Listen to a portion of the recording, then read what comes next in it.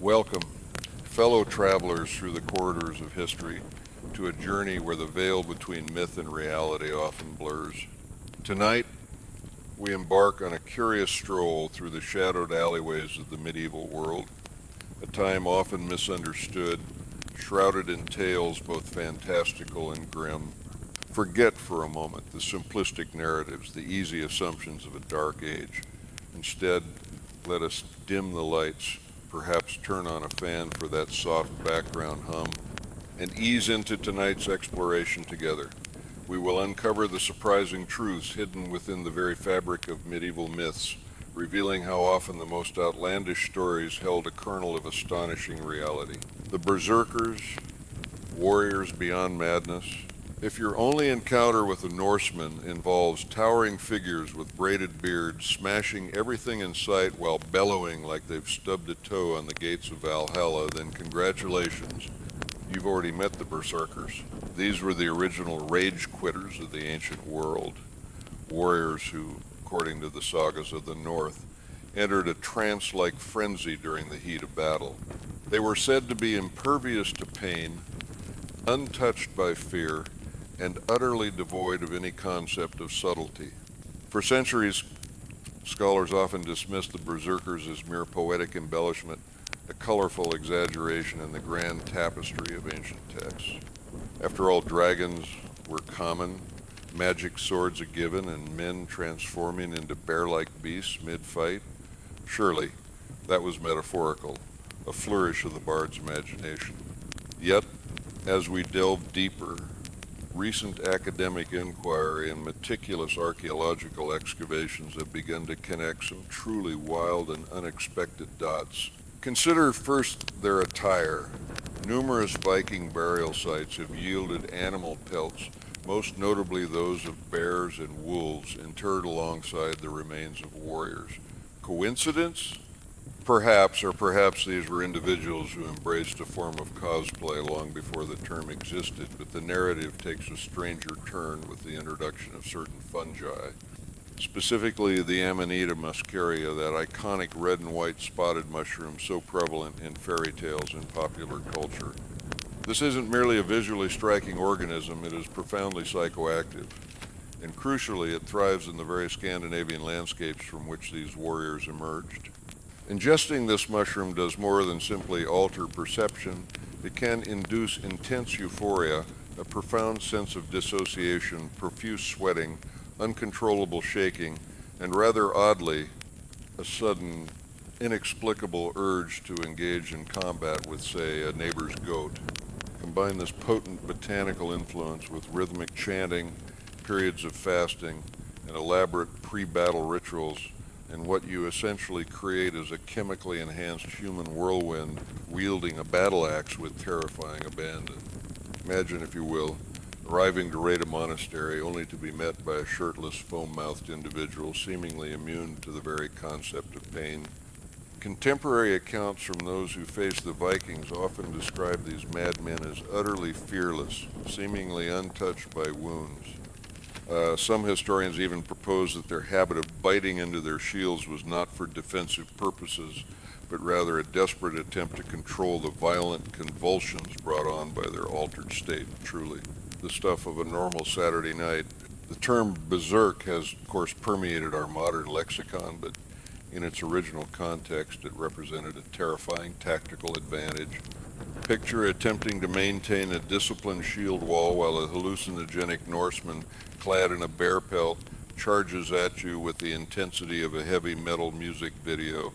Strategy meet chaos. The myth, it seems, was far more rooted in a visceral, terrifying reality than once believed. The Dancing Plague of 1518, a grim disco, 1518, a year etched into the annals of history, not for a grand battle or a royal decree, but for a phenomenon so bizarre, so utterly inexplicable, that it sounds like something plucked from the pages of a dark comedy. In the city of Strasbourg, France, hundreds of people decided to confront despair, famine, and disease in the only way they apparently knew how: by dancing. not metaphorically, not romantically, but quite literally, dancing until their feet bled, their hearts gave out, and the local authorities began to seriously consider whether banning music might be a healthier alternative to burning witches. At its inception, the event was small. A single woman, known as Fraffa, stepped into the street and commenced to dance. There was no accompanying music, no assembled audience, just the raw, unadulterated rhythm of pure medieval groove. After a couple of hours, one might reasonably expect someone to offer her a loaf of bread and suggest a much-needed nap. Instead, people watched, and then they joined, because it seems in 1518, witnessing someone dance themselves into a state of delirium was interpreted as an open invitation. Hey, that looks like fun, I'm in. Within days, dozens were dancing. Soon, hundreds. And not at a festive gathering, but in the sweltering summer heat, in the middle of the street, without food, water, or any discernible sense of self-preservation. It would have been a viral sensation in the age of social media, minus the mass casualties. What remains truly baffling is the response from the city's leadership. Instead of, say, quarantining the afflicted or summoning physicians, they leaned into it, quite literally. They commissioned musicians, erected a stage, and actively encouraged the dancers, believing that this bizarre compulsion needed to be gotten out of their system. That's right. Their prescribed cure for compulsive, potentially fatal dancing was to crank up the medieval bass.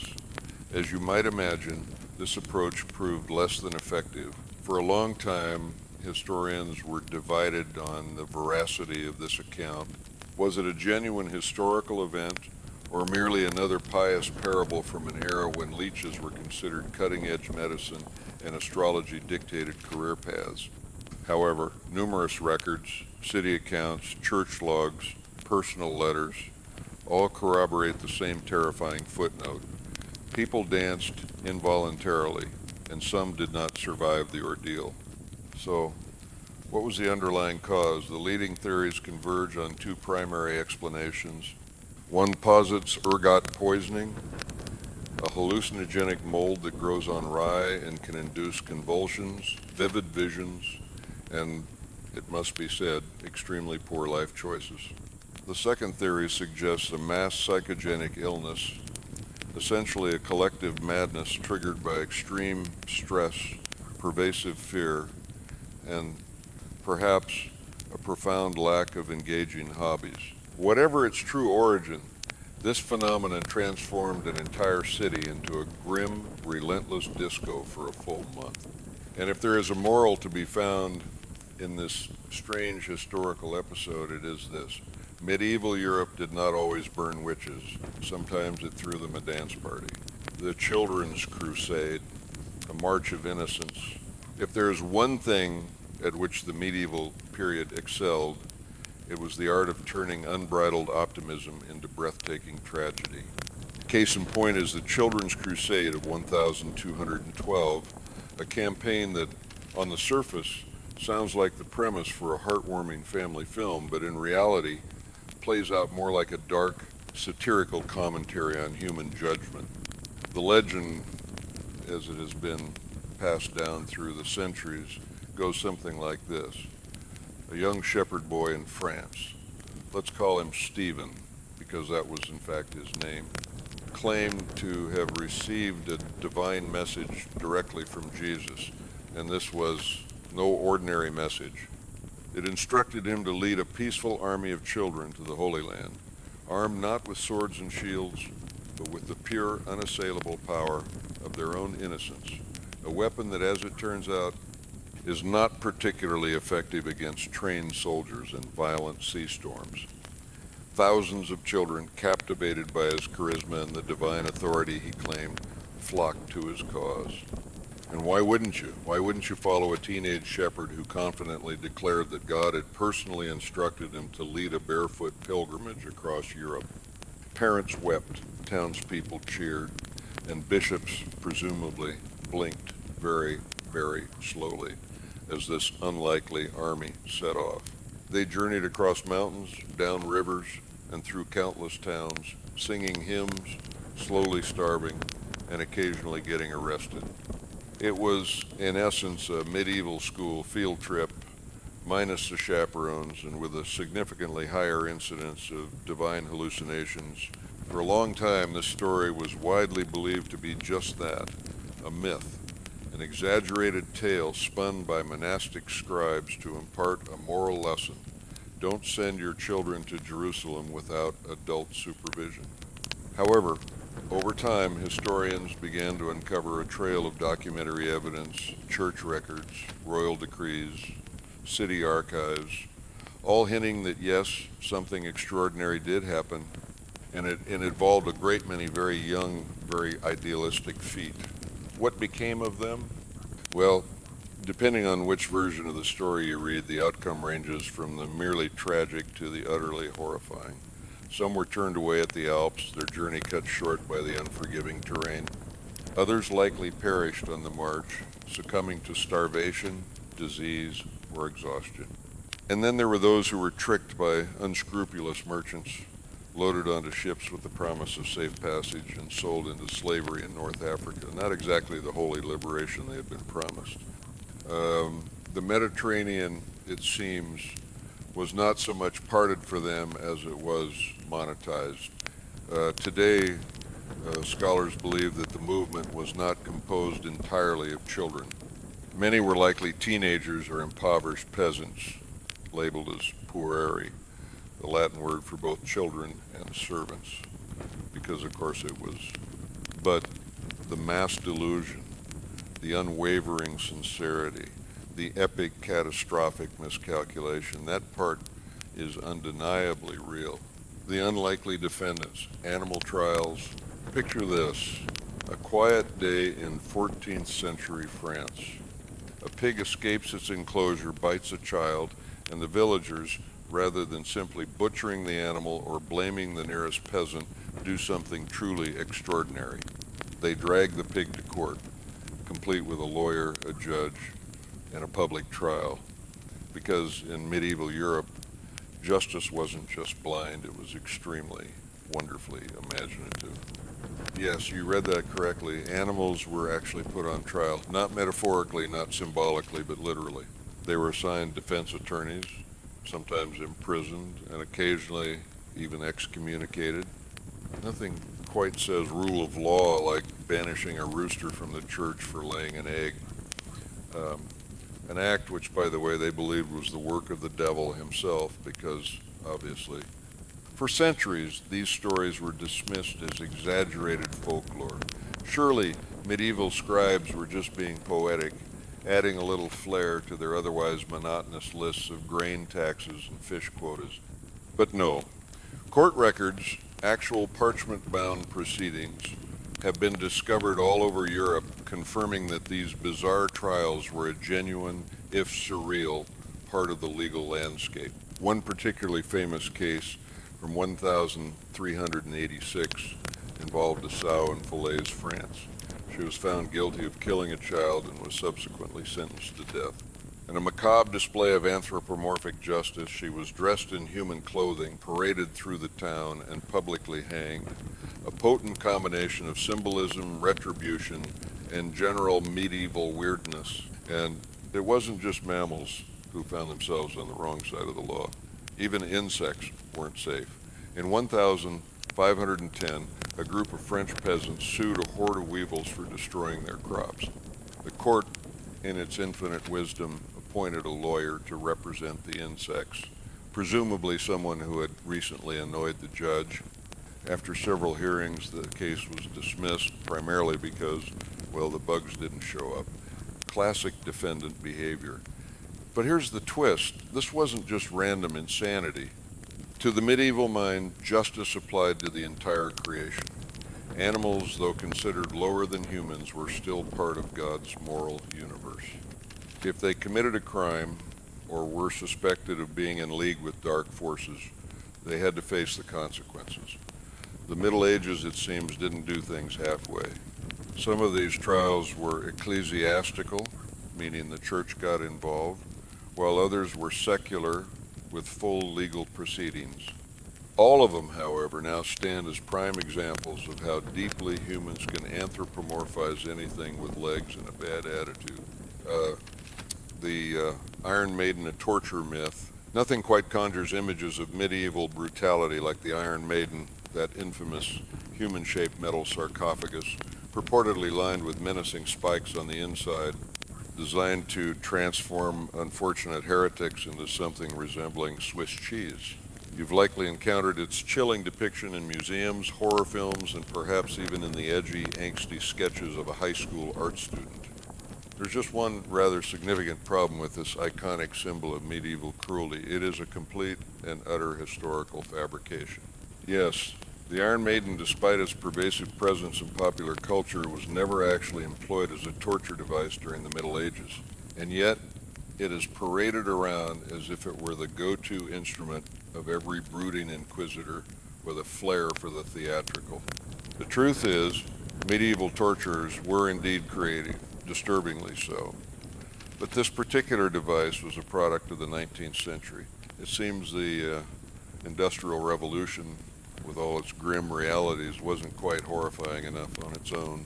So from where did this chilling invention spring? The first known Iron Maiden was pieced together in the late 1700s or early 1800s in Germany, likely by someone who thought, you know what this museum needs? A big, spiky lie.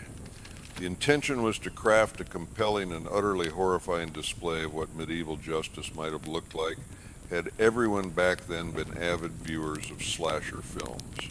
It was, by all accounts, a resounding success. People were captivated by the spectacle because, let's face it, nothing sells quite like a morbid blend of pseudo-history and bloodthirsty imagination. Even museums for a time embraced the deception. You can still find Iron Maidens proudly exhibited behind glass, often accompanied by placards that, if you read closely, quietly admit, actually, this is a Victorian-era replica of something we entirely made up. Of course, it's important to acknowledge that medieval people did employ torture extensively, creatively, and with virtually no oversight from any human resources department. There were racks, thumb screws, heretics' forks, and something ominously named the pear of anguish, which, despite its name, was not a fruit. But the Iron Maiden, not on the list. They were far too preoccupied with being genuinely horrible in more practical and effective ways. Why then did this myth persist with such tenacity? Because it feels true. It perfectly aligns with the narrative of a brutal, superstitious age. It is also visually terrifying, a perfect icon for our collective nightmares about the past. And so, a fake torture box became a very real symbol of medieval cruelty, a testament to the enduring power of a compelling, albeit fabricated, narrative. The myth of the flat earth, a spherical truth. Let us now address one of the most stubborn and pervasive myths concerning the Middle Ages, the notion that medieval Europeans in their supposed ignorance believed the earth to be flat. This widespread misconception suggests a level of cluelessness that simply wasn't present. While they certainly grappled with their own unique set of challenges, plagues, famines, and unexpected invasions by sword-wielding relatives, a fundamental misunderstanding of planetary geometry was decidedly not among them. In truth, the vast majority of educated individuals during the medieval period were well aware that the earth was a sphere. Monks, scholars, and even seasoned sailors understood this basic astronomical fact.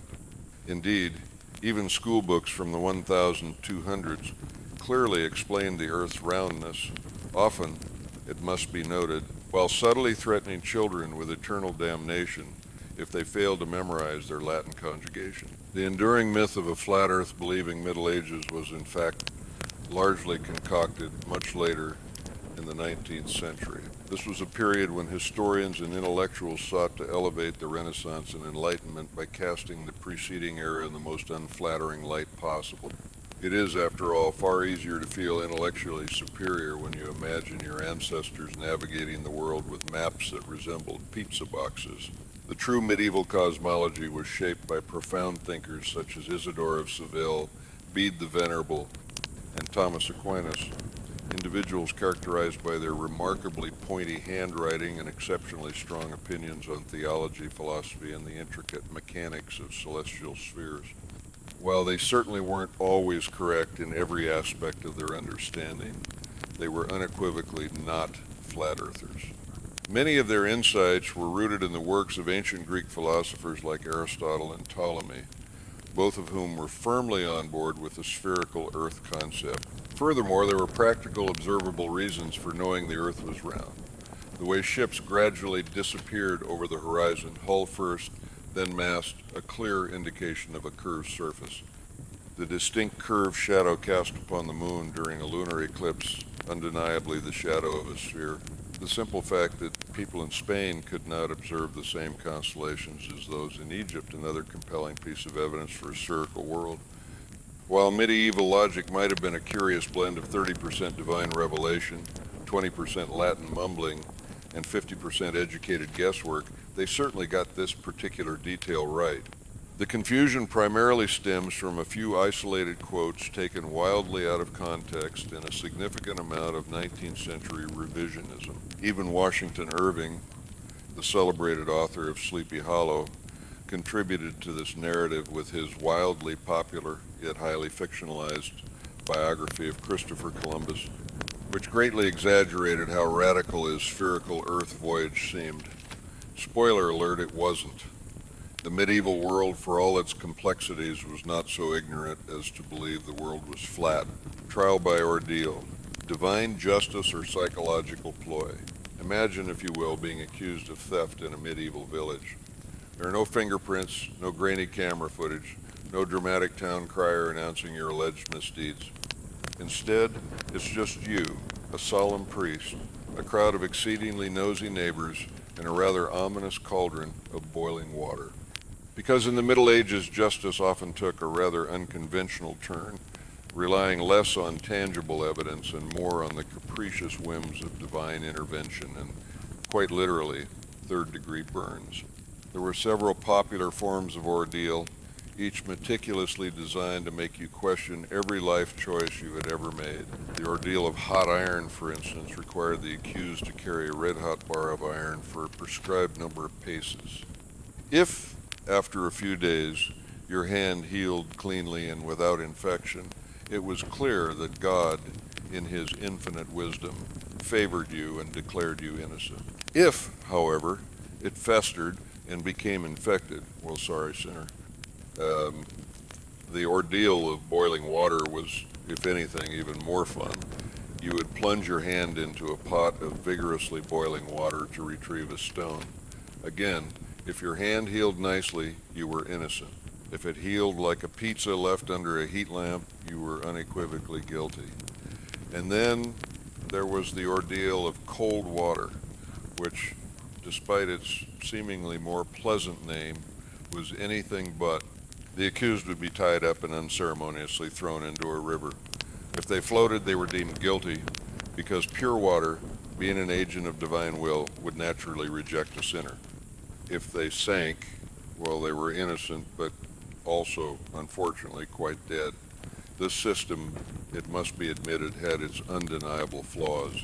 Now, a modern mind might immediately dismiss this entire practice as barbaric nonsense, and indeed, a very strong argument can be made for that perspective. Yet, oddly, trial by ordeal sometimes worked.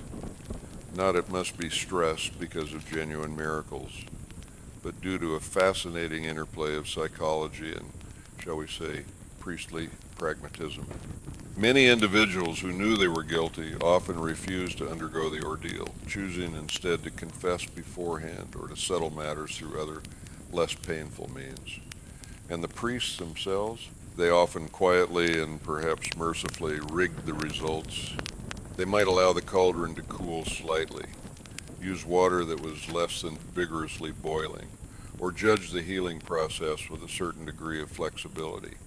They weren't sadists most of the time, merely bureaucrats in robes navigating a complex system. Eventually, the practice of trial by ordeal was officially banned by the church in 1215. Apparently, someone finally realized that burning people to prove their innocence might not in fact represent the pinnacle of divine wisdom. From that point onward, Europe slowly and somewhat reluctantly began to pivot towards more rational legal systems that, ironically, would later include witch hunting and accusing your neighbor of consorting with frogs. A strange progression, indeed. The outlaw with a heart of gold and a temper that, the spate, Robin Hood, the iconic green-clad outlaw with his impossibly sharp arrows, even sharper cheekbones, and an unshakable moral compass. He stole from the rich, gave to the poor, and somehow managed to keep his tunic miraculously wrinkle-free while living a life of perpetual rebellion in the depths of Sherwood Forest. It sounds idyllic, doesn't it? Almost too perfect.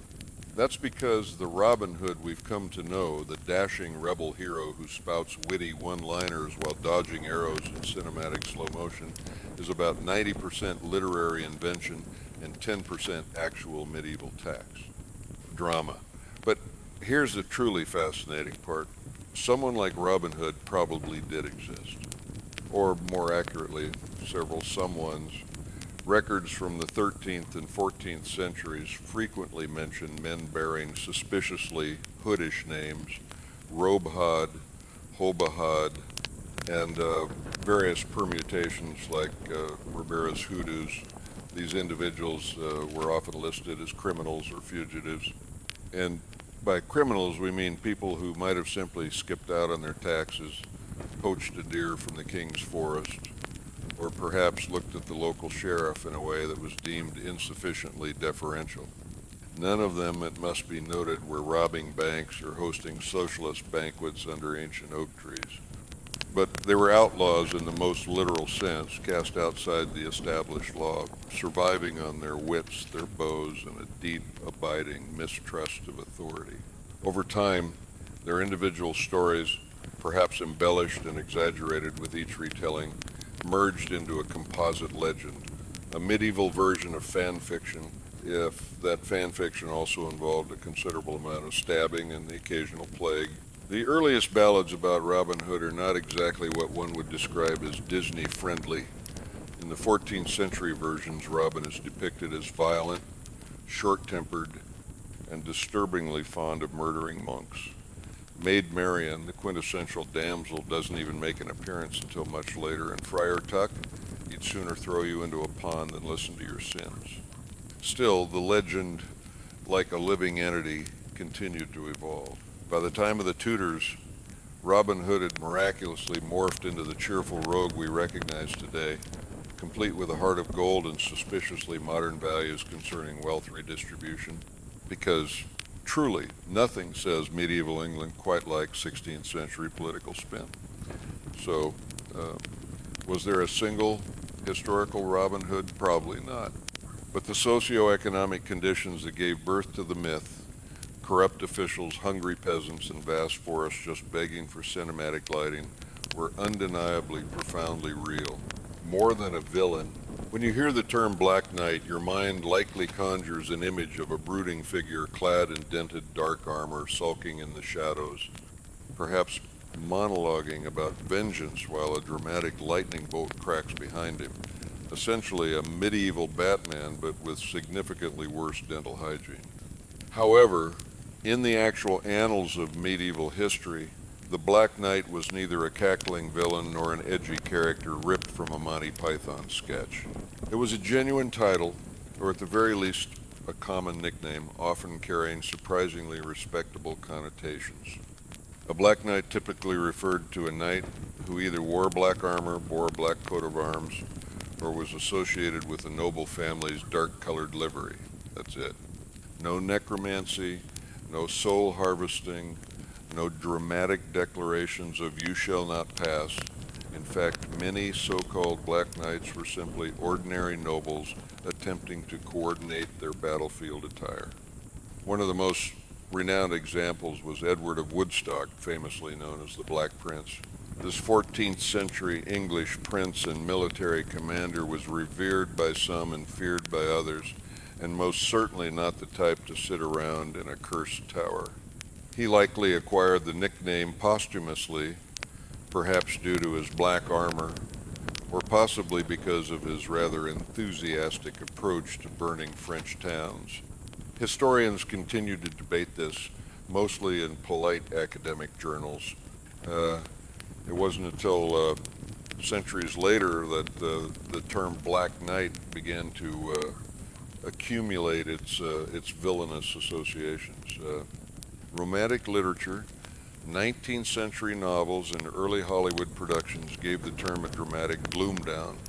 Suddenly, the Black Knight transformed into the archetypal brooding loner, lurking on the fringes of tournaments, morally ambiguous, and for some inexplicable reason, often shirtless.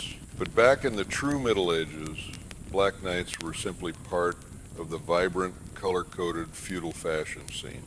They didn't swear dark oaths under blood moons.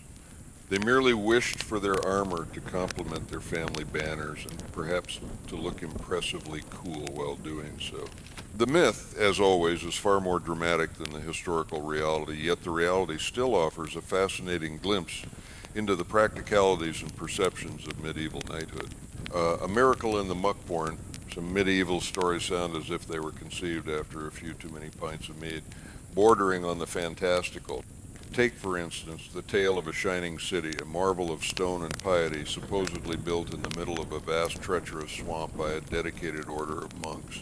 A sort of holy Venice, perhaps, but with significantly more prayer and considerably fewer gondolas. For centuries, local folklore in the English Fenland spoke of Crowland Abbey, a grand structure standing proudly on a seemingly impossible island of dry land, surrounded by an expanse of boggy despair. It was whispered that the monks, through sheer faith, ingenuity, perhaps a divine stubbornness, constructed bridges and foundations that defied the very laws of nature. Scholars for a long time dismissed these accounts as quaint exaggerations, charming but ultimately untrue. After all, who in their right medieval mind would choose to build a monastery in a swamp? The answer, it turns out, is monks. Dedicated, resourceful monks. Recent archaeological excavations have, to the astonishment of many, confirmed that Crowland Abbey, founded in the 8th century and expanded throughout the Middle Ages, did indeed rise out of the muck. Complete with sophisticated causeways, raised walkways, and early drainage systems so clever they would make modern plumbers blush. These monks were not merely praying in the mist, they were engineering their way through it. They constructed elaborate wooden platforms on piles driven deep into the peat, used vast quantities of gravel and clay to firm up walkways, and built bridges, including the famous triangular bridge, which remarkably still stands today, a testament to their architectural ambition and the enduring power of three-way symmetry. You simply don't get that kind of structural foresight from drunken peasants with a shovel. So, why the swamp? The motivations were twofold: isolation and, perhaps surprisingly, tax breaks. Monasteries were intended to be separate from the sinful world, and nothing quite says holy isolation like being surrounded by mosquitoes the size of pigeons. Furthermore, land that no one else wanted was often considerably cheaper, making it an attractive, if challenging, prospect. Thus, these resourceful monks got crafty. They transformed the seemingly inhospitable marshes into a thriving hub of spiritual and economic activity, farming eels, making cheese, and somehow managing to avoid trench foot every winter. The result was a real-life miracle of persistence, engineering, and mild dampness, one that confirms that even the strangest sounding medieval legends might be hiding a soggy yet utterly fascinating nugget of truth, the pontiff in disguise. Ah, yes, Pope Joan, the enigmatic woman who, according to legend, managed to completely deceive the entire Catholic Church, ascended through the ecclesiastical ranks, became the supreme pontiff, and then, in a moment of dramatic and utterly inconvenient revelation, gave birth in the middle of a papal procession. You know, just your standard medieval Tuesday. For centuries, her story was whispered with scandalous glee, a tantalizing secret passed from mouth to ear, and then, just as furiously, denied by church scribes with the fervent energy of someone desperately deleting their browser history. Many modern historians have long dismissed the tale as mere medieval gossip, a cautionary fable concocted by monks who, to put it mildly, held a profound aversion to the idea of women anywhere near the altar. Yet, here's the intriguing part. Recent reevaluations of medieval texts, artistic depictions, and papal timelines have caused some historians to raise an eyebrow, and not in the sarcastic, dismissive way. The earliest detailed versions of Joan's story emerge in 13th century chronicles, but there are earlier, more subtle hints.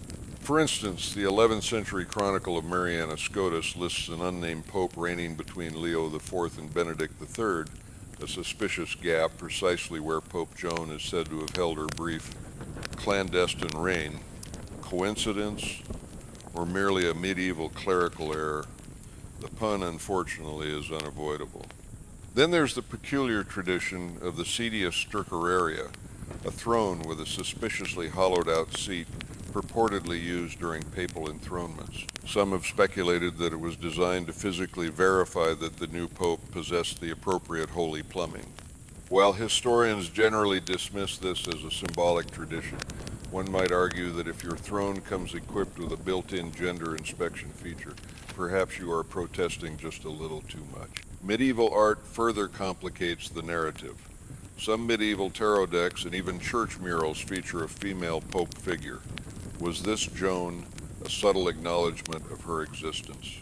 Or was it simply the Middle Ages being its usual, wonderfully weird self with symbolism?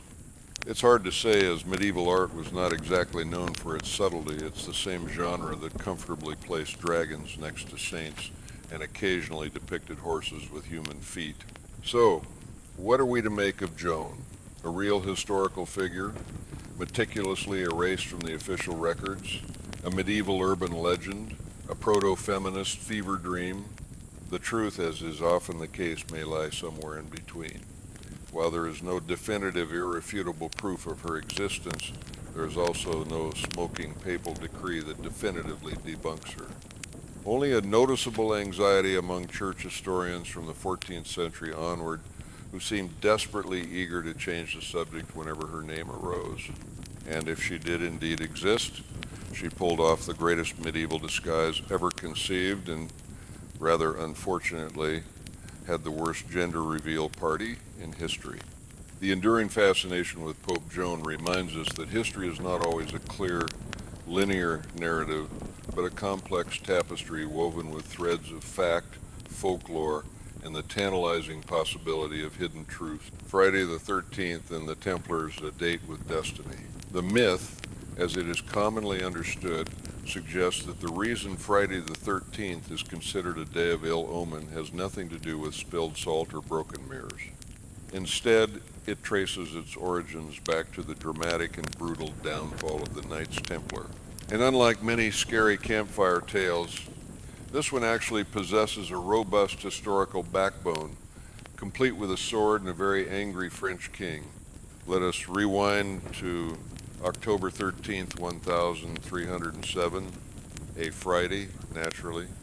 On this fateful day, King Philip IV of France, a monarch perpetually short on funds, decided he had had enough of being financially constrained and perhaps a little jealous of a secretive military religious order that possessed more land, more money, and frankly, better capes than he did. With the subtlety of a toddler overturning a board game, Philip orchestrated the mass arrest of the Knights Templar across France. Hundreds were seized, subjected to brutal torture, and accused of a litany of crimes that ranged from spitting on the cross to the rather peculiar charge of worshiping a mysterious bearded head, which, if you've ever encountered medieval relics, is honestly not that unusual. the Pope at the time, Clement V, attempted to feign surprise and outrage, but eventually he folded under immense pressure, and by pressure, we mean Philip breathing heavily down his neck with an entire army at his disposal. The church officially disbanded the order in 1312, and the last Grand Master, Jacques de Molay, met his fiery end at the stake in 1314. Before his agonizing demise, he allegedly uttered a curse upon both the king and the pope. And astonishingly, both men died within a year. Coincidence, or a potent dose of medieval karma? So, yes, the connection between Friday the 13th and the Templars does indeed have historical roots, though the widespread superstition surrounding the date didn't truly blossom until centuries later. But the inherent drama of the event, that is 100% certified medieval. The Templars were far more than mere knights. They were powerful bankers, influential crusaders, vast landowners, and ultimately walking public relations nightmares for secular rulers. Their downfall was not, at its core, caused by heresy. It was caused by debt. King Philip owed them an astronomical sum of money, and as history often demonstrates, nothing clears a tab quite as effectively as a few strategic executions and a well-orchestrated smear campaign. The tale of Friday the 13th, therefore, serves as a stark reminder of the dangerous intersection of power, politics, and paranoia in the medieval world. Medieval medicine, more than just leeches and screaming. When you envision medieval surgery, chances are your mind conjures a rather unsettling image. A bearded man with questionable hygiene, perhaps, sawing off limbs with a kitchen knife, all while screaming, "God wills it," over a background chorus of patient agony and Gregorian chants. And to be entirely honest, that scenario probably played out more than once. However, here's the unexpected twist. Not all medieval medicine was utter madness. Some of it, surprisingly, actually worked. No, seriously. Recent meticulous analysis of medical manuals dating from the 10th to the 14th centuries, coupled with archaeological remains, reveals a fascinating truth. Medieval surgeons were not merely sadistic individuals armed with a hacksaw and a prayer. In fact, they demonstrated surprising competence in areas such as wound care, trepanation, and even cataract surgery, often utilizing tools that, to our modern eyes, appear to have been designed by a blacksmith working on a rather tight budget. Consider trepanation, for instance, the ancient practice of drilling a hole in the skull, typically to relieve pressure, cure persistent headaches, or in some beliefs to release those pesky demons. Archaeological evidence indicates that patients undergoing these procedures survived at remarkably decent rates, their skulls exhibiting clear signs of healing. It wasn't simply a medieval lobotomy. It was more akin to a last-ditch effort with a surprisingly effective follow-through. Then there's the realm of wound care.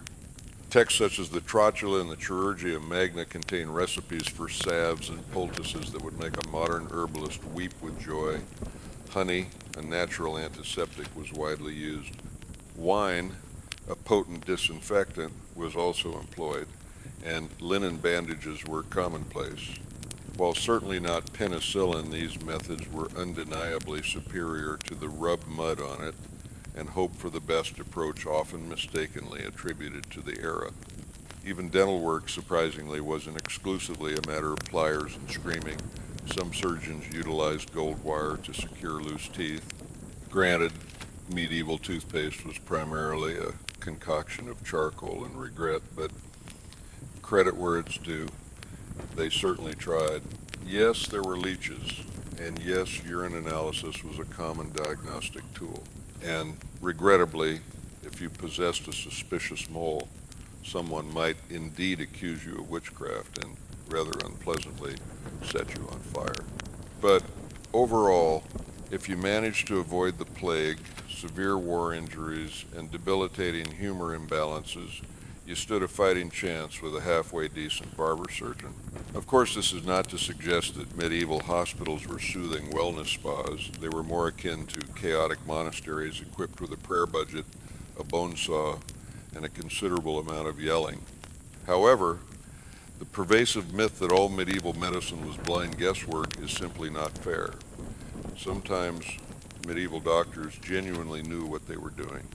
Other times they were admittedly just winging it with holy water and a healthy dose of optimism.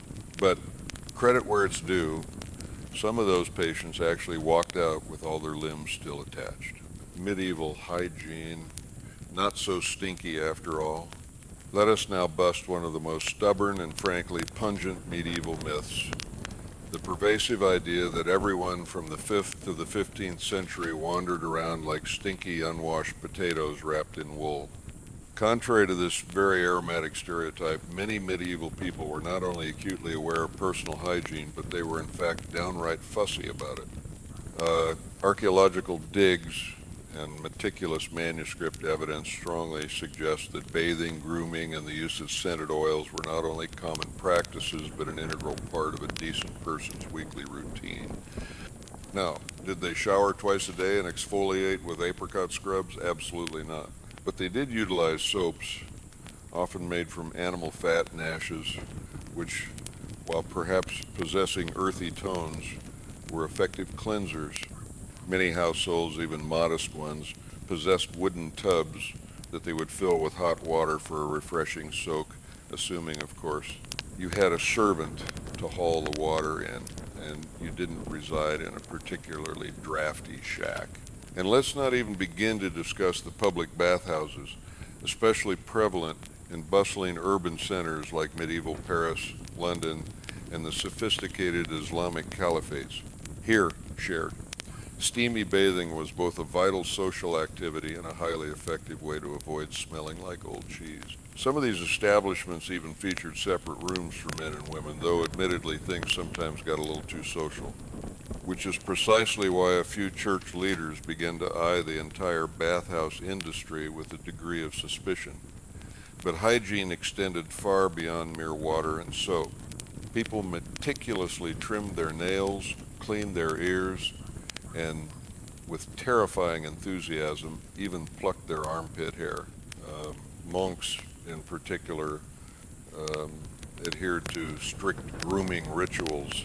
Nobles indulged in perfumed gloves and utilized tooth powders crafted from burnt rosemary and crushed shells, a concoction that probably didn't whiten your teeth, but at least ensured your breath carried a hint of botanical effort.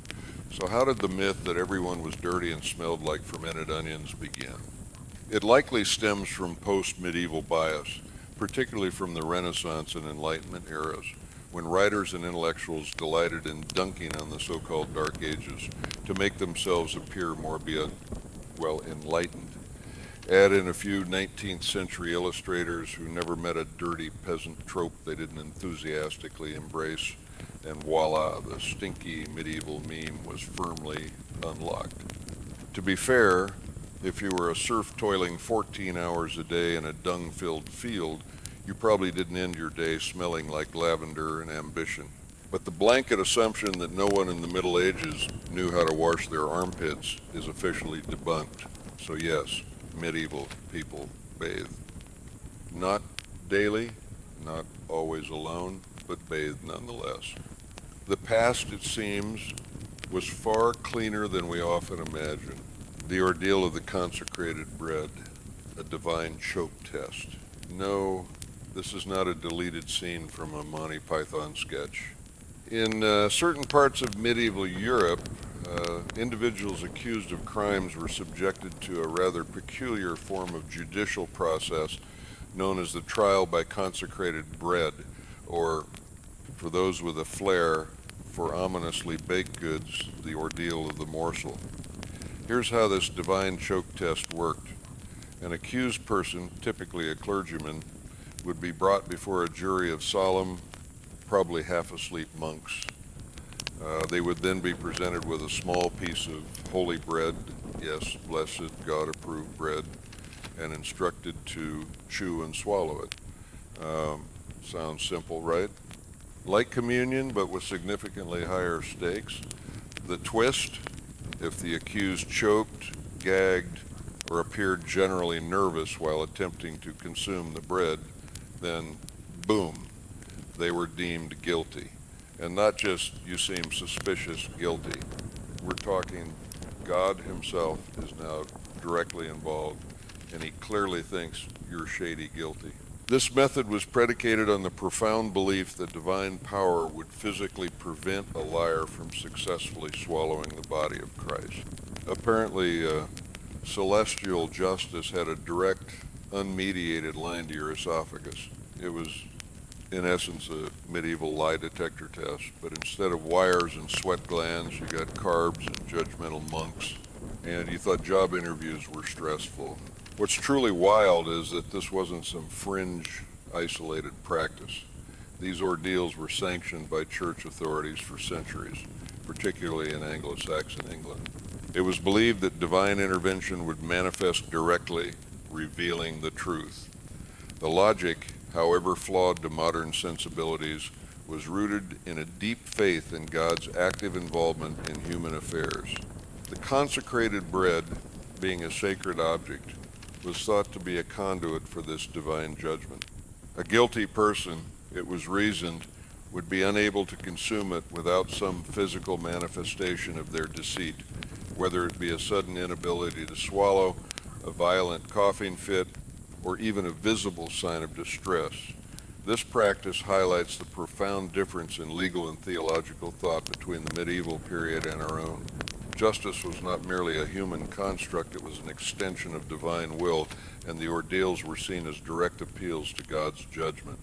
While the concept may seem absurd to us today, for the people of the Middle Ages, it was a solemn and terrifying process, a direct confrontation with the divine. It serves as a powerful reminder of how deeply faith permeated every aspect of medieval life, even its legal system. The Knights Templar, beyond the myths of secrecy. The Knights Templar, an order shrouded in both awe and suspicion, have long been the subject of countless myths and legends. From secret rituals to hidden treasures, their story is often more fiction than fact. Yet, beneath the layers of sensationalism lies a fascinating reality, particularly concerning their initiation rites. These ceremonies, far from being the blasphemous gatherings later alleged, were deeply spiritual and rigorously structured, designed to transform a worldly knight into a devoted servant of Christ's militia. The journey into the order began not with a sword, but with a profound act of humility and self-renunciation. A candidate, often a seasoned warrior, would present himself at the doors of a Templar preceptory, seeking admission. This was not a casual decision, it was a commitment that demanded absolute devotion, a willingness to surrender his former life entirely. He was not there to prove his strength with the sword, but to demonstrate humility before God and unwavering obedience to the master of the temple. This was the threshold, the last breath of his old life, and the first step into the secretive yet profoundly devout brotherhood of the Knights Templar. The trial of the heart, questioning the candidate. The candidate's first true trial was not of physical prowess or martial skill, but of his own heart and intentions. After being brought into the dimly lit chapel, he stood before the master of the temple, who presided over the ritual with the dual authority of both judge and father. Around them, the assembled brothers formed a living wall of silence, their eyes fixed on the man about to renounce his past life. The questioning began with a ritualistic formality. The master would ask the candidate whether he came of his own free will without coercion or deceit. This was not mere rhetoric. The Templars demanded absolute certainty. A man who joined unwillingly could not be trusted, and a man who sought the order for selfish gain was worse than useless. He was a potential liability. He was asked, "Do you desire to enter the company of the poor fellow soldiers of Christ and to serve God all the days of your life?" The questions grew sharper, designed to pierce through any lingering pride and uncover hidden motives. Did he owe debts? Was he married or bound by promises to women or other lords? Did he carry obligations that would conflict with his new vows? Any hesitation in answering, any hint of prevarication, could spell immediate rejection. The Templars sought men unencumbered by divided loyalties, for a divided man, they believed, could not fight with a pure heart. Then came the questions that truly tested courage and resolve. The master warned him that the life ahead would be anything but easy. You will know no ease, no wealth, no luxury, he would declare. You will be called to hunger, to hardship, and to death in the service of Christ. The candidate was reminded that he would wear a simple robe, eat plain food, and surrender any personal possessions. He would obey commands without hesitation, even unto death. This was not the romanticized knighthood of troubadour songs. It was a discipline bordering on monastic severity. If the candidate faltered, this was the moment to turn back. Many did. The ritual allowed a man to walk away before making the final oath, sparing both him and the order from later regret. But if he stood firm, the master pressed it once more. Do you still wish to remain? A resolute, unwavering answer marked the difference between a mere visitor and a brother in arms. This questioning was not meant to humiliate, but to refine. It stripped away illusions and forced the man to confront the profound weight of his choice. Only when his answers satisfied the master and the assembled brothers did the ritual move forward. He was now on the very edge of binding himself not just to an army, but to a holy cause that claimed his soul as much as his sword. The sacred bonds, vows of poverty, chastity, and obedience. Once the candidate had proven his resolve through this rigorous questioning, the ritual moved into its most sacred phase, the taking of vows. Unlike secular knighthood, which often emphasized honor, wealth, and dynastic lineage, the Knights Templar demanded the precise opposite. The initiate was asked to renounce not only earthly pleasures, but also his very sense of independence. The first vow was poverty. Standing before relics of the saints and the cross, he declared that he would own nothing personally. Any wealth, land, or inheritance he possessed would be surrendered entirely to the order. From that moment forward, his bed, his cloak, his sword, even the very bread he ate, all belonged not to him, but to Christ, through the temple. Poverty was not symbolic, it was total. A Templar knight might have once commanded dozens of servants, but now he would sleep on straw and share meager rations with his brothers. The second vow was chastity. Here the candidate swore to renounce women, marriage, and the comforts of family life. For many knights, this was arguably the hardest oath to make. To forsake heirs meant to cut off a dynastic legacy, a duty that noble families prized above all else. Yet the Templars demanded it without hesitation. The initiates swore to love no woman in a carnal sense, devoting all passion instead to Christ and the Virgin Mary. This was one of the reasons the order's rituals later fueled suspicion in a society where marriage often defined one's role. Men who cut themselves off from women were seen as unnatural, perhaps even dangerous. The third vow was obedience. If poverty demanded the surrender of possessions and chastity demanded the surrender of desire, obedience demanded the ultimate surrender, that of will. The candidate swore to follow the commands of the master and his superiors instantly and without question, whether on the battlefield or in the cloister. This vow bound the knight as tightly as chains. His life was no longer his own. If commanded to ride into certain death, he would go. If commanded to wait in silence for years, guarding a remote outpost, he would endure. Taken together, these vows stripped a man of the three things most prized in medieval knighthood: wealth, family, and independence. But in their place, the order offered something greater, belonging to a brotherhood that claimed to serve not an earthly lord, but God himself. It was in this profound surrender that the candidate ceased to be a mere warrior and became a Templar. The seal of devotion, kissing the relics. With the vows spoken, the ritual deepened into a physical act of devotion, the kissing of holy relics. This was no mere gesture of piety, it was the binding seal of the candidate's oaths.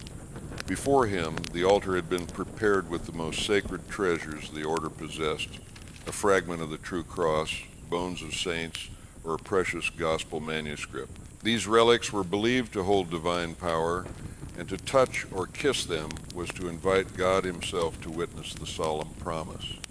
The candidate, now kneeling, was guided forward by two senior brothers. He lowered his head in submission, not to the master or the brethren, but to the sacred objects that represented heaven's authority. The first kiss was often upon the cross, a symbolic union with Christ's suffering.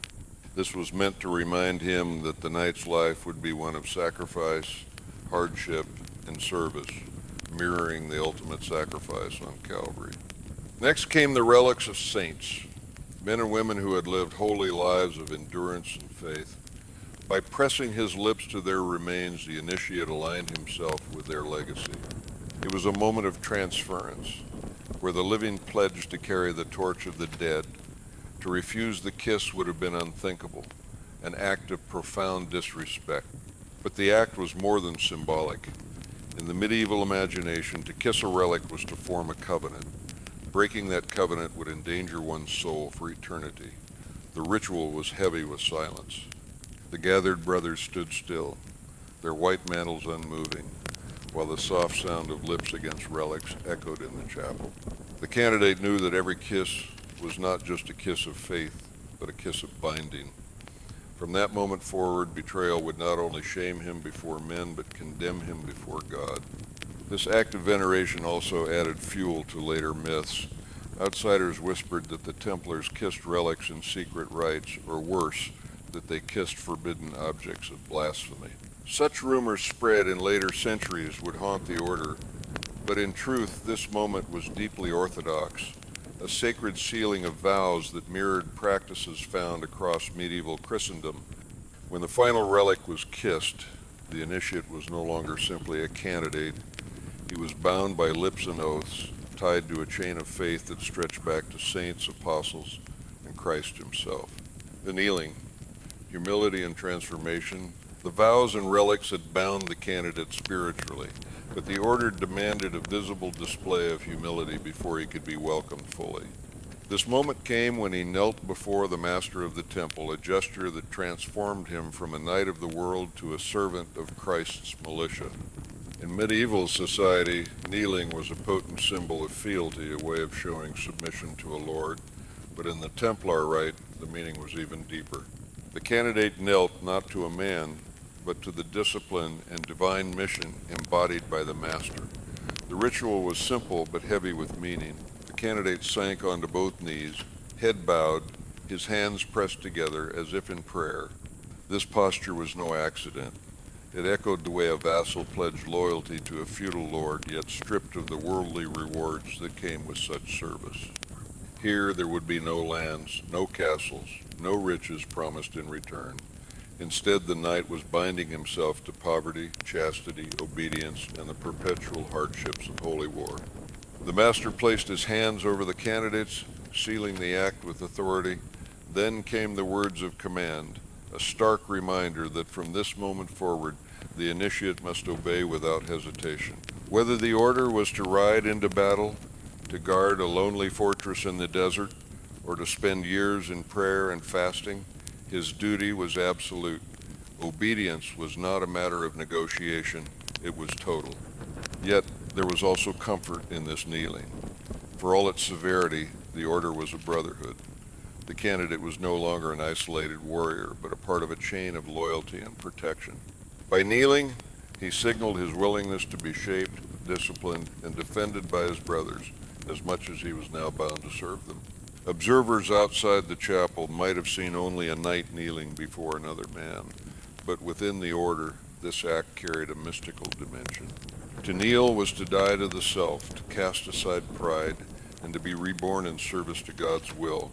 It was the act that broke the knight's worldly identity and remade him into a Templar. When the master raised him up, he was no longer a supplicant, he was a brother, marked by humility, yet bound to carry himself with the unshakable strength of one who served not kings, but the kingdom of heaven. Acceptance among brethren, the embrace of fraternity. After kneeling before the master, the initiate was not yet complete. The ritual reached its communal stage, his acceptance among the brethren. If the vows had tied him to God and the kneeling had bound him to obedience, this next step wove him into the living fabric of the order itself. The gathered knights, standing in solemn ranks, now became witnesses and guarantors of his new life. They were not silent spectators. Their presence mattered.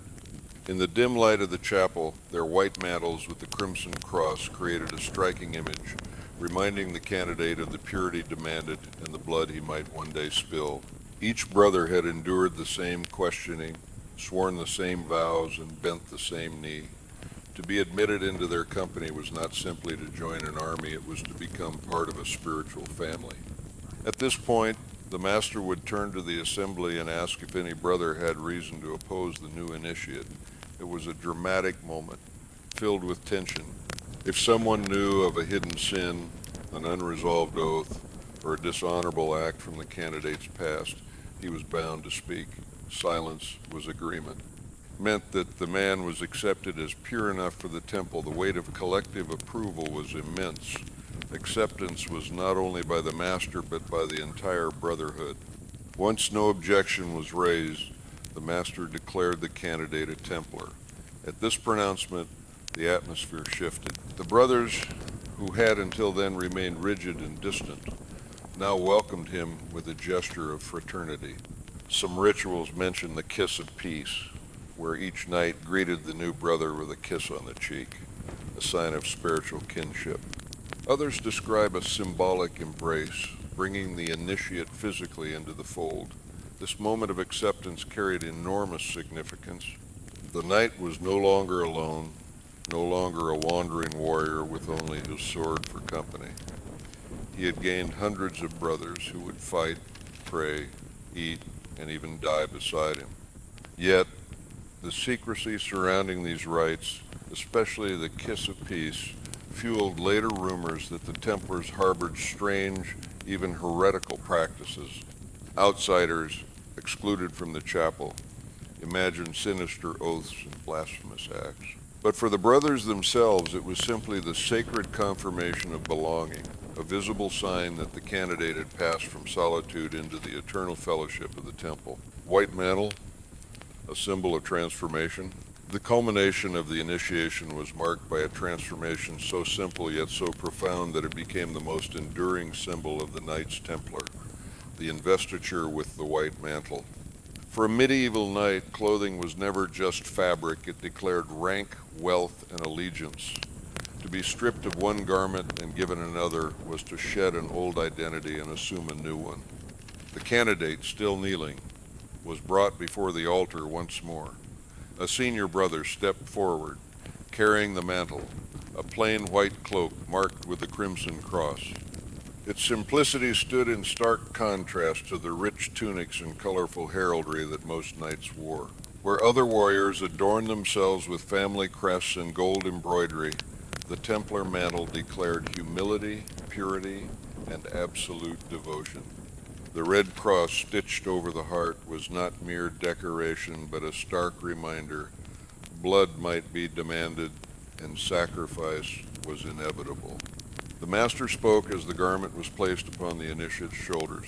He explained that the whiteness symbolized chastity and spiritual cleanliness, while the cross was both burden and blessing. To wear the mantle was to proclaim before all men that he had renounced the world. Wherever he traveled, from Paris to Jerusalem, from dusty roads to royal courts, his cloak announced him as a Templar, bound by vows that set him apart. This investiture was often accompanied by warnings. The master would remind the new knight that if he should ever betray his vows, the mantle would become a curse rather than a blessing. To disgrace the cross was to invite eternal damnation. The garment once bestowed was not merely clothing, but a sign of spiritual marriage to the order. It could not be worn lightly. The chapel would fall into hushed reverence as the initiate rose, now cloaked in white and red. For the first time, he stood visibly as a Templar knight. The assembled brethren saw not a candidate, but a brother, clothed in the same colors that they themselves bore.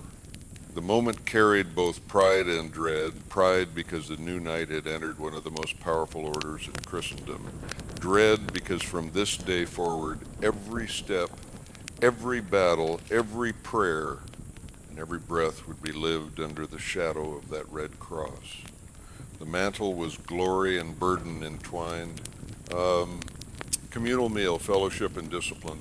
No initiation was complete without a meal, not a lavish feast, but a communal table where the new knight took his place among his brothers for the very first time.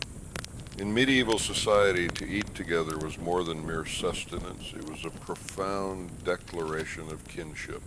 For the Templars, whose lives were ruled by rigorous discipline, the shared meal carried profound symbolic weight. The banquet was modest, reflecting the vow of poverty. There were no golden goblets, no extravagant dishes dripping with exotic spices, no musicians to provide entertainment. Instead, the knights sat shoulder to shoulder at long wooden tables, eating plain fare, bread, broth, beans, perhaps roasted meat if available. Each portion was measured, and indulgence was strictly forbidden. The silence of the earlier ceremony gave way to murmured prayers and quiet conversation, the steady rhythm of spoons against bowls. For the new initiate, this was the first true test of belonging. He was no longer an outsider standing before the order, but a brother at their table. By eating the same food, drinking the same watered wine, and following the same rules, he stepped fully into the rhythm of Templar life. Here there were no noblemen or peasants, no sons of lords or commoners, only brothers, bound by vows. The equality of the table was one of the order's greatest strengths. The master or senior officers often used this moment to remind the initiate of the rules that govern meals. Conversation was limited and focused, often revolving around scripture, discipline, or practical matters of the campaign. Excess was forbidden. Even gestures of greed, like reaching too quickly for food, could bring reprimand. The meal itself was a continuation of the vows. Simplicity, obedience, and humility played out in the very act of eating. This banquet also had a spiritual layer. To break bread together was to echo the Last Supper, the fellowship of Christ and his disciples. Just as the knights had sworn oaths before relics, now they confirmed their unity through shared sustenance. The initiate, tasting the plain bread and wine, knew he was bound to these men not just in battle, but in daily life, in hunger, and in prayer. By the time the meal ended, the new knight had fully crossed the threshold, his transformation from worldly warrior to Templar brother complete. The Lupanar of Pompeii, a glimpse into ancient life. Beneath the shadow of Mount Vesuvius, the ancient Roman city of Pompeii thrived, a vibrant hub of commerce, culture, and daily life.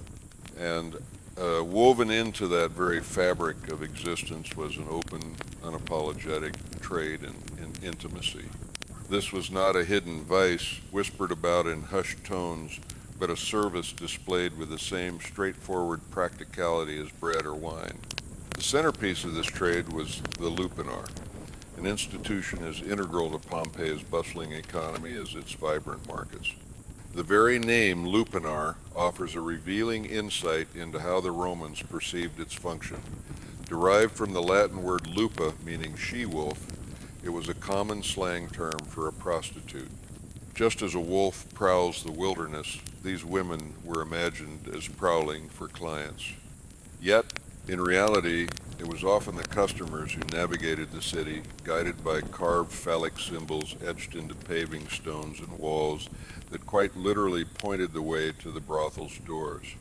For a Roman man, whether soldier, sailor, or merchant, there was little secrecy in such pursuits. Pompeii wore its sexuality openly, and the Lupanar made no attempt to conceal its purpose. From the exterior, the building appeared unremarkable, blending seamlessly with the other stone structures that lined the streets. But step through its narrow entrance, and you entered a world distinctly different. The air was heavy with the mingled scents of oil lamps, cheap wine, and bodies pressed into small, stifling rooms. The murmur of clients bargaining, the laughter of women trained in the art of seduction, and the scrolled graffiti of past visitors all bore witness to the fact that this was not a place of fleeting, anonymous use. It was a social hub, a regular stop in the daily rhythm of Roman men. Unlike temples, which promised divine ecstasy, or taverns, which offered escape and drink, the Lupanar promised immediate physical satisfaction. It was, in many ways, a theater of desire, where the performance never ceased. Some arrived in groups, others alone, but all found the same blunt efficiency: stone beds, straw mattresses, and painted walls that explicitly advertised the services available.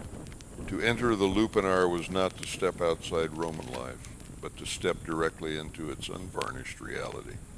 Here, in this dim, narrow building, one could glimpse the raw intersection of economy, desire, and social custom, a side of Pompeii that the ash of Vesuvius would preserve for eternity. Architecture of desire, efficiency, and hierarchy. From the outside, the Lupanar of Pompeii presented itself as an unassuming stone building, its facade merging with the surrounding taverns, shops, and homes. Yet, once inside, its architecture immediately revealed a singular, pragmatic purpose: efficiency in the service of desire. Unlike the lavish Roman villas, adorned with intricate mosaics and open atriums, this brothel was constructed with narrow corridors, cramped chambers, and a dark intimacy that left little space for lingering or pretense. The building itself was 2 stories tall. The ground floor housed 5 small rooms, each equipped with a built-in stone bed. These were little more than cubicles, windowless, airless, and sparsely furnished. A thin mattress, typically stuffed with straw or cloth, was laid across the stone platform. Comfort was not the primary objective. Durability was. The solid stone ensured that the beds could withstand constant use without splintering or collapsing, while the straw could be easily replaced when soiled. For the average Pompeian man, this utilitarian setup was entirely sufficient. Intimacy was a transaction, not a romance. A staircase led to the second floor, where the atmosphere was subtly different. The rooms upstairs were larger, brighter, and often reserved for wealthier clients. Here, visitors might find wooden beds, softer coverings, or a touch more privacy than was afforded downstairs. Those who could pay more sought not only pleasure, but also a degree of comfort, and the architecture of the Lupanar reflected this inherent hierarchy of experience. At the center of the brothel was a small stone staircase, the vital artery that connected rich and poor, upstairs and downstairs, fleeting encounters and longer indulgences. The walls themselves played a crucial role in guiding customers. Phallic carvings pointed directly toward the rooms, almost like arrows, ensuring that even strangers could navigate the building with ease. The brothel was undeniably practical, but it was also deeply symbolic. The cramped ground floor rooms represented the raw, unvarnished side of Roman sexuality, quick, transactional, and accessible to all. The upper rooms, conversely, reflected the stratification of Roman society, where wealth could still purchase luxury, even in the pursuit of carnal desire. Together, they formed a microcosm of Pompeian life: class divisions, economic realities, and fundamental human desires, all compressed into a single purpose-built structure. To walk its halls was to step into a machine designed for one purpose, where every corner, from the echo of footsteps on stone floors to the flicker of oil lamps against frescoed walls, it reminded the visitor that this was not a home or a temple, but a marketplace of flesh. The erotic frescoes, a visual menu. Perhaps the most striking feature of the Lupanar, and certainly the one that has captivated historians and tourists alike, are the explicit erotic frescoes painted above the doorways of its small room. These images were not abstract decorations or veiled hints. They were vivid, colorful depictions of sexual acts, remarkably preserved beneath the volcanic ash of Mount Vesuvius. To walk into the brothel was to be confronted by a literal catalog of desire, a visual menu that guided the client in his choices. In a city where literacy rates were limited, especially among slaves, foreigners, and lower-class visitors, these paintings served a highly practical purpose. A traveler who did not speak Latin, or a client who could not read, could still simply point at the image that matched his preference. Each fresco depicted couples in various positions or scenarios, leaving little room for modesty or ambiguity. The Romans, it seems, did not cloak sexuality in euphemism. Here they displayed it with the same matter-of-fact clarity as a baker displaying loaves of bread. The placement of these frescoes also carried symbolic weight. They were positioned directly above each room's doorway, almost like signboards in a shop. Some scholars argue that they functioned as direct advertisements for what might be available inside, while others believe they were more general illustrations intended to inspire arousal. Either way, the effect was unmistakable. The walls themselves became silent salesmen guiding the eye and the imagination. The artistry, it must be noted, was crude by the refined standards of Roman villas, which often boasted sophisticated mythological frescoes. But what the Lupanars' images lacked in polish, they more than compensated for in clarity. The bold lines, exaggerated bodies, and unembarrassed poses conveyed exactly what was on offer. And unlike the subtle eroticism found in elite homes, these frescoes were unashamedly transactional. They existed to facilitate business. Interestingly, these visual menus may also have functioned as a form of regulation. By displaying a range of acts openly, the brothel standardized expectations, ensuring that both client and prostitute understood the terms of the encounter. This efficiency likely reduced disputes, much like a tavern posting prices for wine. For archaeologists, these frescoes are far more than mere titillation. They provide rare and invaluable insight into the sexual economy of Pompeii, revealing not only the practices but also the attitudes of a society where desire was openly commodified.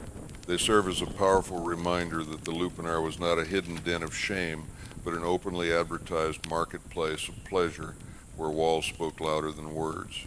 The women of the Lupanar lives in the shadows. Behind the painted walls and stone beds of the Lupanar were the women themselves, the central yet often overlooked figures of Pompeii's sex trade.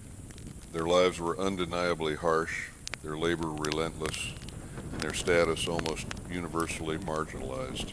Unlike the courtesans of later European history, the prostitutes of Pompeii were rarely free women who had chosen this profession. Most were slaves, purchased or captured from distant provinces, brought into the city as commodities in the same manner as grain, wine, or olive oil. The women of the Lupanar hailed from across the vast Roman Empire, Gaul, Greece, Syria, North Africa. Their foreign origins were sometimes even advertised as exotic attractions, appealing to clients who desired novelty. These women often had their very identity stripped away, given simple Romanized names such as Fortunata, Lucky One, or Prima. Such names reduced them to mere functions, cataloged like items in a market stall. Their daily existence was grueling. From morning until late at night, they toiled in tiny, airless rooms, often servicing multiple clients in rapid succession. Payment was collected quickly, usually a single coin, sometimes the equivalent of a loaf of bread. The women themselves kept almost nothing. Their meager earnings went directly to the brothel's owner. Even their bodies were not truly their own, subject to the demands of strangers and the rigid rules of the establishment. Yet, within this bleak reality, faint traces of individuality occasionally survive. Graffiti scratched onto the walls of the Lupanar preserves snippets of the women's voices, boasts, names, and even playful remarks left for future clients to read.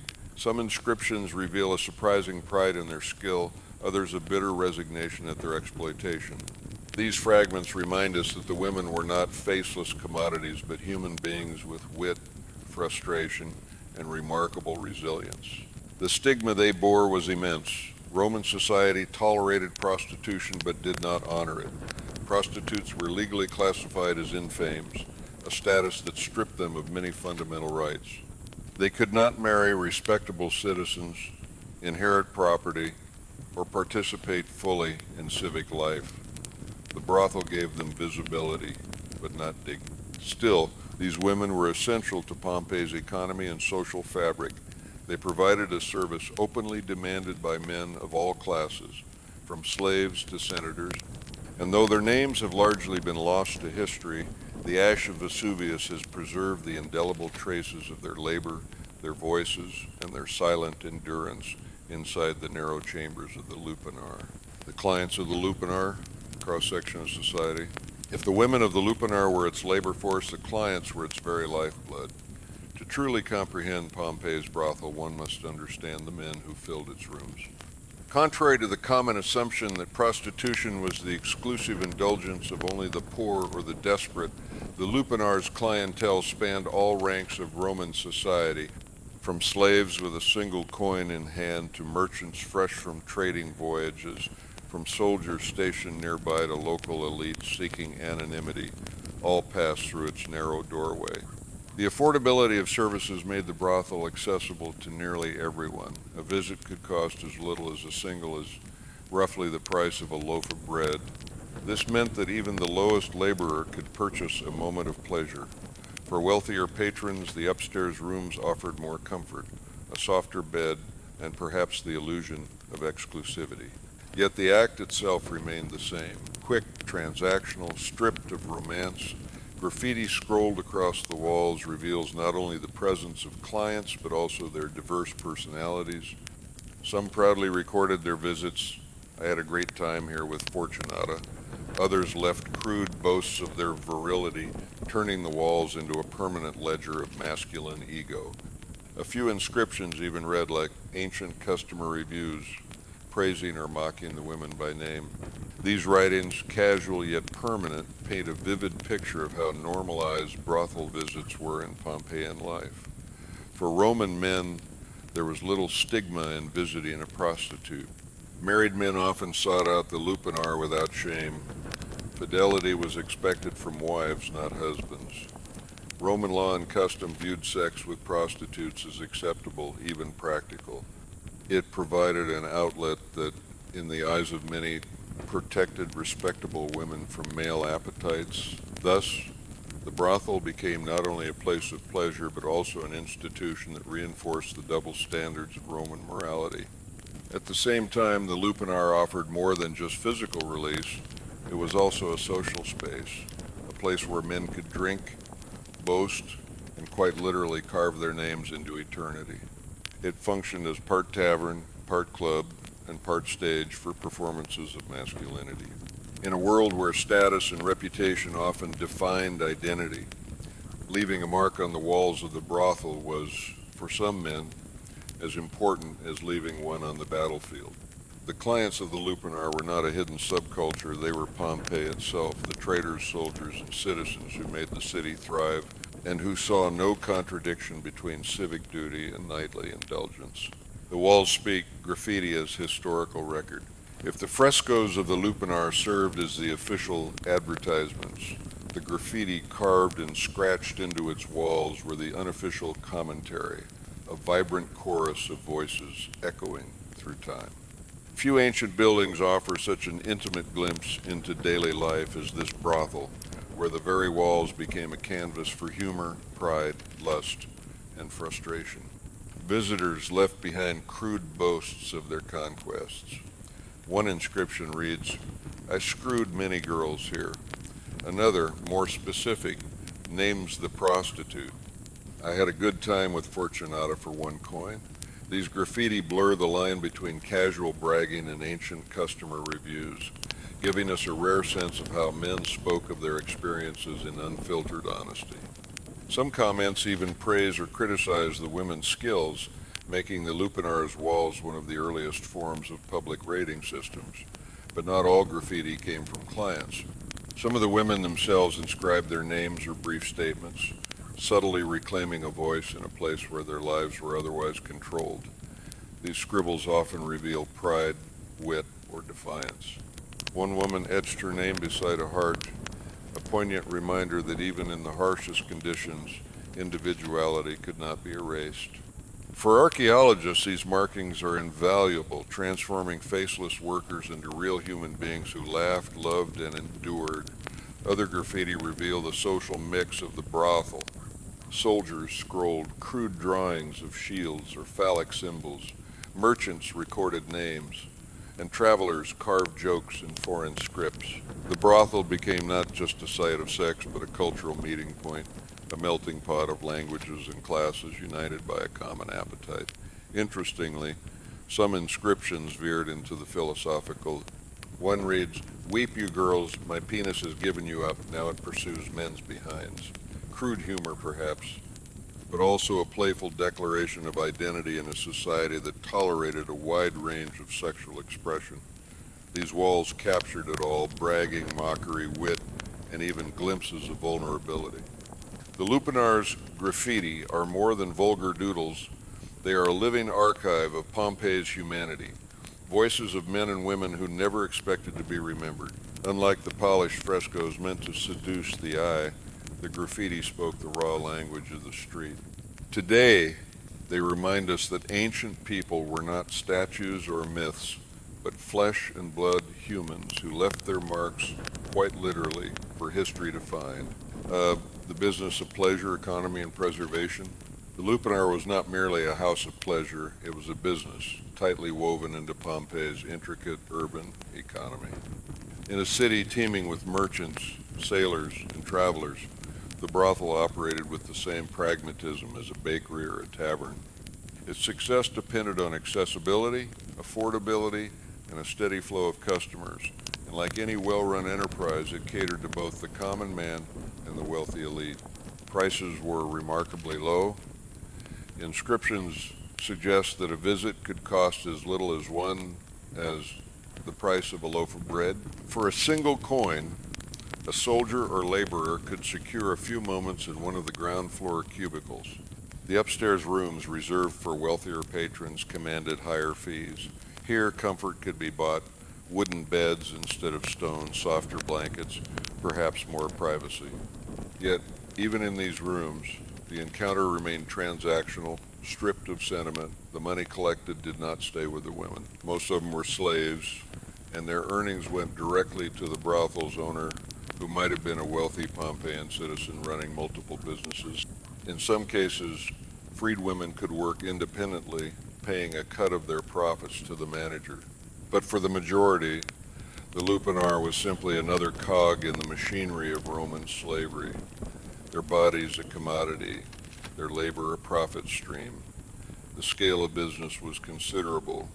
With 10 rooms, constant traffic, and low prices, the brothel could serve dozens of clients daily. Multiply that by weeks, months, and years, and the Lupanar becomes not just a building, but an engine of steady income for Pompeii's economy. Already fueled by trade and tourism, the sex industry provided an additional layer of commerce that few considered scandalous. Beyond money, the Lupanar also supported secondary businesses. Taverns nearby sold wine to loosen tongues and purses. Vendors hawked food to men leaving the brothel. Even the graffiti carved into its walls had an economic angle. Names of prostitutes became brands, repeat clients functioned as word-of-mouth marketing, and the explicit frescoes served as a visual catalog of services. The Lupanar, therefore, was a complex nexus of morality, desire, and discipline, acceptance and condemnation, all woven together in a city that lived comfortably with both. When Mount Vesuvius erupted in 79 CE, it did more than destroy Pompeii. It preserved it. The Lupanar, like the rest of the city, was entombed under layers of ash and pumice, sealing within its walls a snapshot of Roman life that might otherwise have vanished. Unlike Rome itself, where centuries of rebuilding erased much of the past, Pompeii remained frozen in an instant, offering archaeologists an unparalleled time capsule. The Lupanar's survival is extraordinary. The stone beds still stand in their cramped cubicles, worn smooth from countless encounters. The erotic frescoes remain vivid, their colors protected by volcanic ash, their scenes of desire shockingly direct to modern viewers. Graffiti lines the walls just as it did nearly 20 years ago, preserving the casual boasts of clients and the names of women whose lives would otherwise be forgotten. Every scratch, every crude drawing, every boastful word became immortal the moment Vesuvius erupted. For historians, the Lupanar is more than a curiosity. It is compelling evidence of how openly the Romans integrated sexuality into their urban world. The brothel was not an exception, but an institution, legal, regulated, and normalized. Its preservation forces us to confront the reality of Roman life, not through myth or idealized literature, but through the raw, unpolished remnants of daily transactions. The legacy of the Lupanar also lies in its contradictions. It reveals a society that commodified human bodies while celebrating sexual freedom, that allowed men to indulge without shame while condemning women to lives of stigma. It challenges modern notions of morality, forcing us to ask uncomfortable questions about power, exploitation, and desire in ancient societies. Today, visitors to Pompeii often make the Lupanar one of their first stops, drawn by curiosity and the promise of scandal. Yet, those narrow stone rooms are not merely salacious relics. They are memorials to lives lived in shadows, women who labored without recognition, men who scrolled their names into eternity.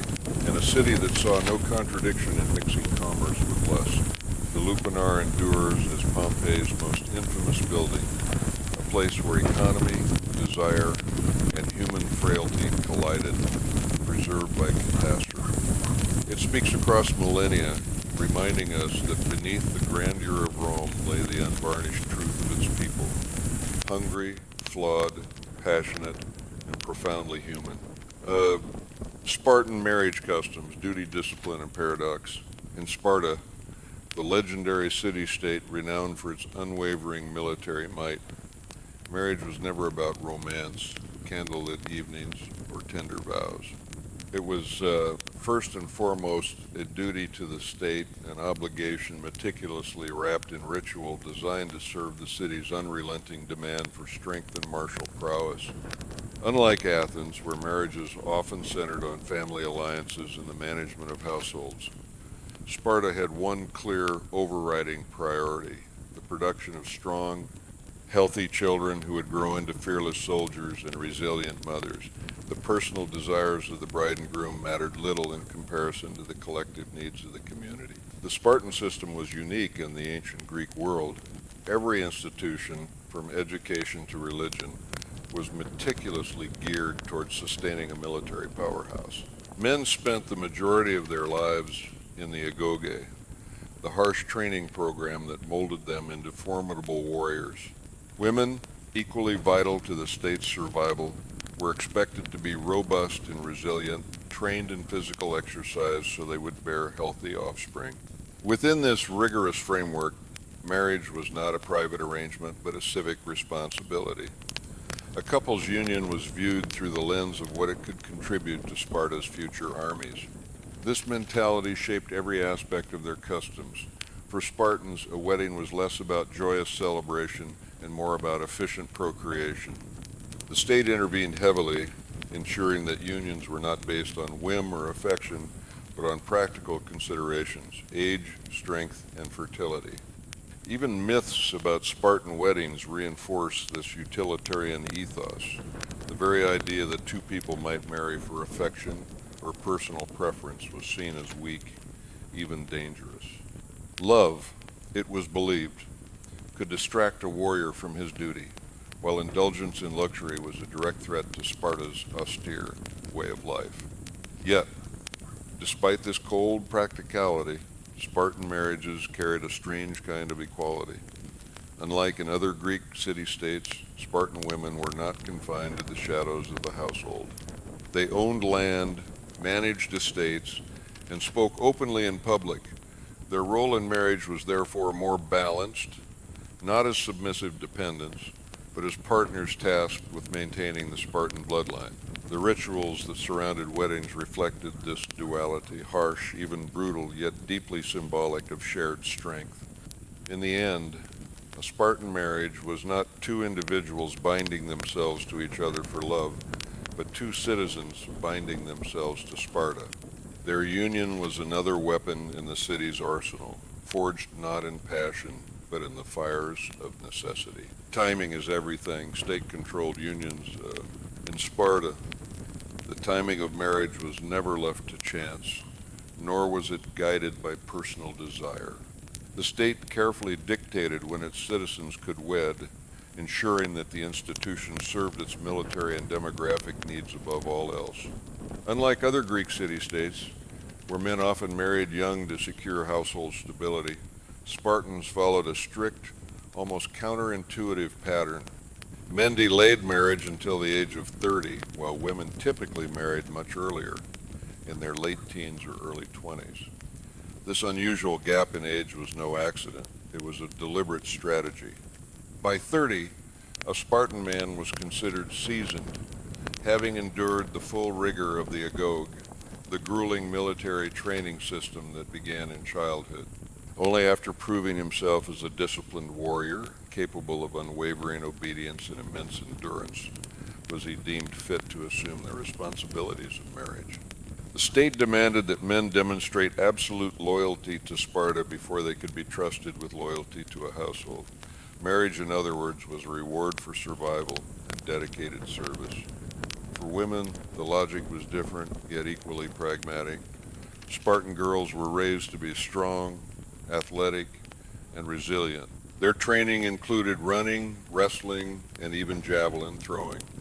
This intense physical discipline was not to prepare them for battle, but for motherhood. The ideal Spartan bride was one who could endure childbirth and produce vigorous, healthy children. By marrying young women, entered their most fertile years under the watchful eye of the state, aligning their personal lives with Sparta's overarching goal of breeding strong offspring. The result was a sharp contrast. Experienced, hardened warriors marrying youthful, physically robust women.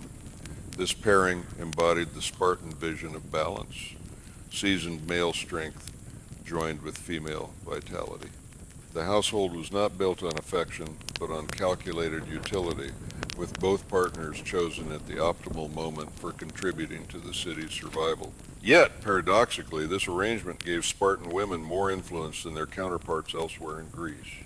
Because men remained in barracks until 30, even after marriage, wives often managed estates and finances in their husband's absence. This created an unusual dynamic where women, though younger, were far from powerless and trusted with significant responsibilities that Athenian women could scarcely imagine. Thus, the age of marriage in Sparta reflected more than mere biology. It reflected a deeply ingrained ideology. It was a timetable meticulously crafted by the state, ensuring that marriage served not personal romance, but the perpetual machinery of war. The bride's transformation, shaved heads and male cloaks. Few customs in the ancient world were as striking or as unsettling as the Spartan treatment of brides on their wedding night. Unlike the flowing dresses and elaborate hairstyles of Athenian or Corinthian brides, Spartan women were deliberately stripped of their conventional femininity before entering marriage. Their heads were shaved clean, their bodies dressed in a man's cloak, and simple sandals replaced any hint of adornment. In this moment, the bride was transformed not into a delicate wife, but into something resembling a young warrior. Why such an unusual ritual? The symbolism was twofold. First, it reflected Sparta's profound rejection of luxury and vanity. Long hair, elaborate jewelry, and perfumes were all markers of wealth and softness, traits despised in a society that valued austerity and discipline above all else. By shaving the bride's head, Sparta stripped away beauty as mere ornament, forcing the union to rest on strength and utility, not superficial appearance. Second, the disguise deliberately blurred the lines between male and female. Spartan marriage was not about a passive woman joining a dominant man. Instead, the bride's transformation emphasized her role as an active partner, one expected to endure hardship and contribute robustly to the Spartan ideal of strength. Dressed in male clothing, she embodied toughness and a strange kind of equality, signaling that she was not to be treated as fragile. This practice was unique in Greece, where most women were confined to the household and expected to embody submissive modesty. The act also carried a deeper psychological purpose.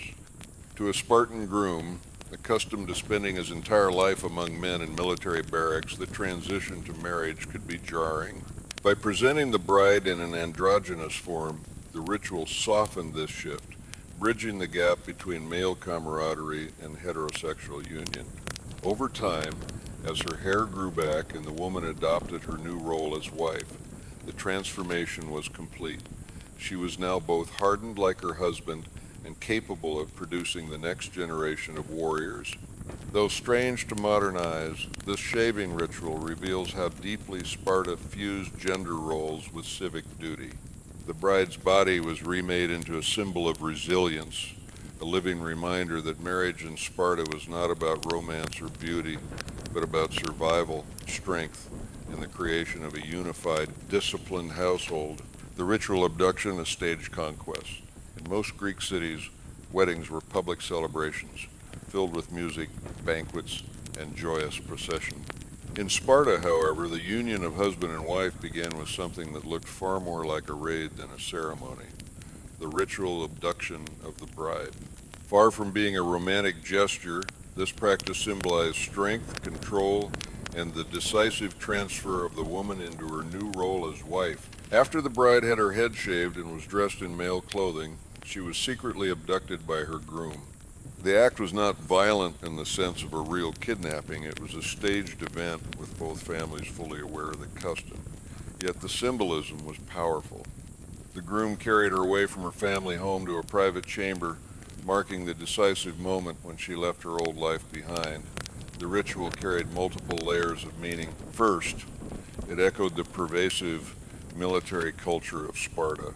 Just as Spartan men were trained to seize and endure through force, the abduction dramatized marriage as a conquest, not of love, but of duty.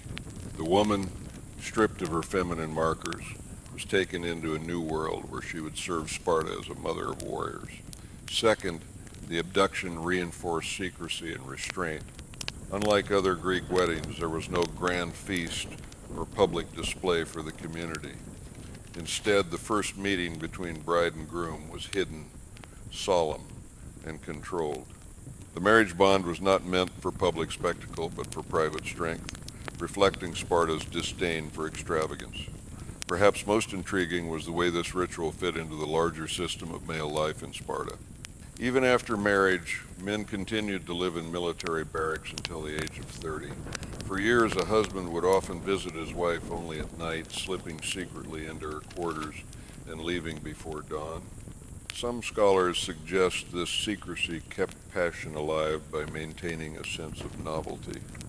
Others argue it symbolized the subordination of marriage to military life, a stark reminder that no man's household could ever take precedence over Sparta's army. For the bride, the abduction marked her profound transformation. She was no longer her father's daughter, but a Spartan wife, bound not only to her husband, but to the city itself.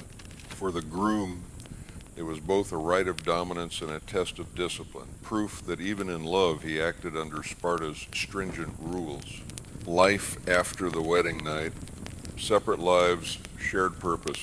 For most cultures, marriage meant a new household, shared meals, and the daily rhythms of life as husband and wife. In Sparta, things were remarkably different. Even after the wedding night, the husband did not move in with his bride. Instead, he returned to the military barracks where Spartan men were required to live until the age of 30. Marriage, therefore, began with separation rather than togetherness. The bride, meanwhile, remained in her family home or in a household prepared for her. She managed domestic affairs and land, roles that carried far more weight in Sparta than in other Greek states, because men spent the majority of their lives training or at war.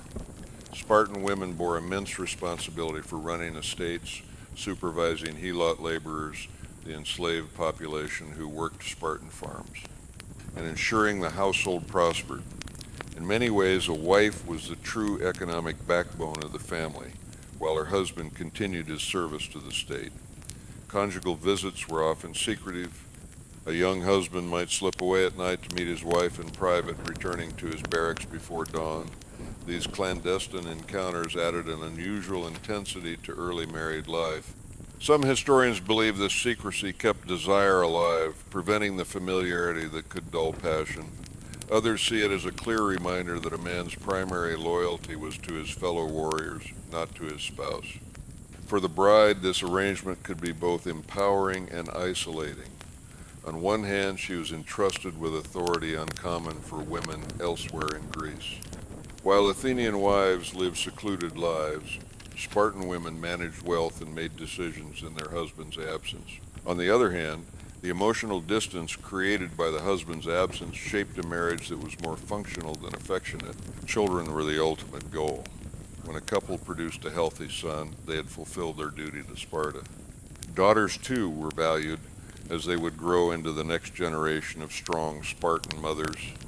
The household's success was measured not in romance but in contribution to the state's population of warriors. Thus, life after the wedding night was marked by paradox. Spartan marriages were austere, even cold by modern standards, yet they granted women unusual power and independence. They were unions forged not for companionship but for survival, partnerships designed to serve a city where war always came first. The power of Spartan women beyond the household. In most of ancient Greece, women lived in seclusion, largely confined to the household and excluded from political and economic life. Sparta, however, was radically different. Spartan women held a unique position of power, and marriage only strengthened it. Far from being silent figures in the background, they were active, indispensable participants in the state's survival. The central role of a Spartan wife was motherhood, but not just in the biological sense. She was expected to produce strong, healthy children capable of becoming warriors or mothers of warriors. To achieve this, Spartan girls were raised in a way that shocked other Greeks. They trained physically from youth, they ran, wrestled, and threw javelins. Their bodies were hardened not for battle, but for childbirth. The ideal Spartan woman was athletic, resilient, and unafraid. Marriage built upon this foundation, transforming her from daughter into the bearer of the city's future. But her responsibilities extended far beyond the cradle. Because husbands were tied to barracks until 30, and even afterward often away on campaign, wives became de facto heads of households. They managed estates, oversaw helot laborers, and handled economic matters with remarkable authority. The Spartan wife controlled wealth and property in ways that Athenian women could scarcely imagine. In fact, by some accounts, women in Sparta eventually controlled nearly 2/5 of the land, a staggering figure in the patriarchal ancient world. Their influence also reached the social and cultural sphere. Spartan mothers were famously bold, known for sayings that encapsulated the city's ethos. Return with your shield or on it, they famously told their sons heading to war. This blunt encouragement to embrace victory or death reflected the same values marriage demanded: strength, duty, and sacrifice to the state above all else. Marriage did not diminish a woman's independence. In many ways, it magnified it. While bound by ritual and expectation, Spartan wives wielded significant power within their families and communities. They were respected, even feared, for their sharp tongues and uncompromising standards. Men might dominate the battlefield, but women ensured that Sparta's war machine continued to function, producing the next generation capable of sustaining the city's way of life. For Spartans, love was fleeting, but legacy was eternal. A successful marriage was not one that brought joy to husband and wife, but one that brought strength to Sparta. Marriage as policy. In most Greek city-states, marriage was considered a private affair between families, largely governed by tradition and personal preference. In Sparta, however, the state stood firmly in the middle of every union, shaping it to serve its relentless military agenda. Marriage was not a contract of love or even property. It was an instrument of policy tightly regulated to ensure the city's survival. The state dictated the timing of marriage. Men were forbidden to wed until they had completed years of military training and reached the age of 30. This ensured that only seasoned warriors, proven in discipline and loyalty, were entrusted with families. Women, by contrast, were married young, their fertility seen as a resource to be tapped early for the benefit of the city. Even this pairing of older men with younger women was less about custom than about strategy. It maximized the likelihood of strong offspring. Beyond timing, the state also intruded into fertility itself. If a marriage failed to produce children, it was not seen as a private misfortune, but as a public failure. The state could encourage unconventional arrangements, allowing another man to father children with a woman, or permitting an older husband to lend his wife to a younger warrior. To the Spartans, this was not shameful but practical. The duty of every couple was to contribute to Sparta's population of warriors. Even the rituals of marriage bore the indelible stamp of state ideology, the shaving of the bride's head, the ritual abduction, the secrecy of conjugal meetings. These customs reflected values of austerity, discipline, and restraint, all of which the state demanded from its citizens. Marriage was another form of training, not a sanctuary from it. The constant presence of the state also reinforced the paradox of Spartan life. While men were bound to the barracks, women were granted unusual authority at home. By forcing husbands to remain in military service long after marriage, the state created space for wives to manage estates and exercise influence. In this way, the state's grip on marriage indirectly elevated women's power, making them indispensable in both family and economic life. Ultimately, marriage in Sparta was not a personal milestone, but a civic obligation. Every shaved head, every secret meeting, every child born under its system was proof that the state extended into the most intimate corners of life. In Sparta, even love and family bowed before the needs of war. Legacy of Spartan marriage, function over feeling. The marriage customs of Sparta, so strange and severe to modernize, were never simply personal traditions.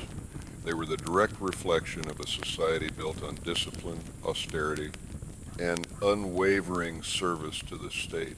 Unlike Athens, where weddings were colorful celebrations filled with music and feasting, Spartan unions were marked by shaved heads, staged abductions, and profound secrecy.